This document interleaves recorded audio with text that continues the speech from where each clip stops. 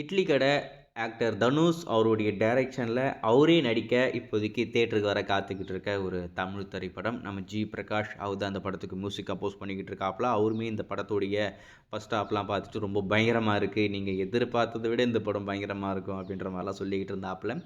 இட்லி கடை, ராயன், நீக் அதை தொடர்ந்து நம்ம தனுஷ் டைரக்ட் பண்ணிக்கிட்டு இருக்க ஒரு 4வது திரைப்படம். ஸோ கண்டிப்பாக இந்த திரைப்படம் நல்லா இருக்கும் அப்படின்ற மாதிரி தான் நான் எதிர்பார்க்குறேன். ஏப்ரல் 10 இந்த படம் இப்போது தேட்டருக்கு வரப்போகுது அப்படின்ற மாதிரி ஏற்கனவே ஆஃபீஷியலாக சொல்லி முடிச்சிட்டாங்க.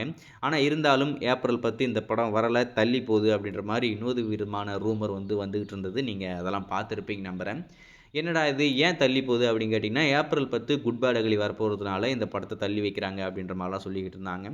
ஆனால் அதெல்லாம் எந்த ஒரு அந்த ரூமர்லாம் வதந்தி. அதுக்கு முற்றுப்புள்ளி வைக்கிற மாதிரி எந்த ஒரு மாற்றமும் இல்லாமல் நாங்கள் ஏப்ரல் 10 வரோம் அப்படின்ற விஷயத்த அஃபிஷியலாக மீண்டும் ஒரு போஸ்டர் ரிலீஸ் பண்ணி கன்ஃபார்ம் பண்ணியிருக்காங்க.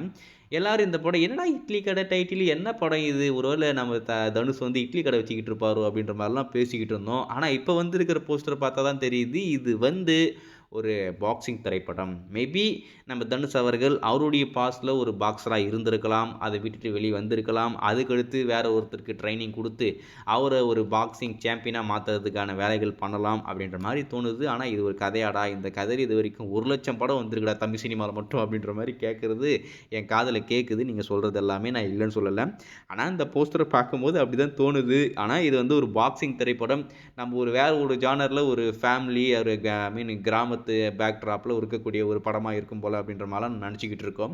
ஏன்னா இந்த போஸ்டர் எல்லாமே பார்க்க அப்படி தான் இருக்குது. ஆனால் லாஸ்ட்டாக வந்த போஸ்டர் பார்த்தீங்கன்னா பாக்ஸிங், என்னடா இது, அதில் குறிப்பாக இந்த படத்தில் அருண் விஜய் நடிச்சுக்கிட்டு இருக்காப்புல. அவர் தான் அந்த பாக்ஸிங் சாம்பியன், அவர் தான் இந்த படத்தில் வில்லனாமா. ஸோ எப்படி இருக்க போகுதுன்னு தெரியல, வெயிட் பண்ணி பார்ப்போம். ஏப்ரல் 10 வெயிட் பண்ணி பார்க்கலாம்.